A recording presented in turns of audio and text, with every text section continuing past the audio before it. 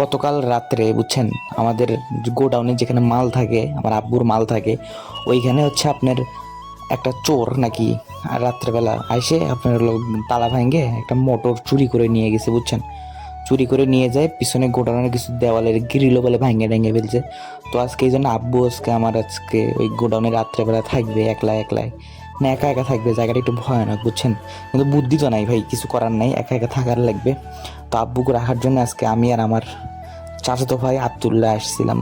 এই যে এই এলাকাটার মধ্যেই এটা গোডাউন, আমার আব্বুর ব্যবসা, ছোটো মোটো একটা ব্যবসার গোডাউন বুঝছেন। এখানে চেয়ারটা এই মালগুলোই আসলে রক্ষণাবেক্ষণের জন্য আজকে রাত্রেবেলা আমার আব্বু এখানে থাকবে, কারণ যাতে আবার চোর যাতে আবার এসে চুরি করতে না পারে। তো তার পরের দিন হয়তো বা আবার সিমেন্ট দিয়ে আমার আব্বু মনে হয় জানালাগুলো সব ঢালাই করে দিবে কালকে। আর আজকে রাত্রেবেলা আমরা রিক্সা পাইনি বলে এমন একটা ভয়ানক জায়গা দিয়ে আসতেছিলাম, গ্যাস বিশ্বাস করবেন না, কয়েকদিন আগে এখানে একটা রিক্সাওয়ালা খুন করে রেখে গেছে। আমি আর আমার ভাই আল্লাহ আল্লাহ করতে করতে, বলতে গেলে এটা আমাদেরই এরিয়া, আমাদেরই এলাকার মধ্যেই পড়ে, তারপরেও বোঝেন তো মানুষের তো নীতি ভালো না। এলাকার লোক না ভাইয়ের লোককে দেখবে না, প্রয়োজন মতো শেষ করে দিবে বুঝেন না, খুব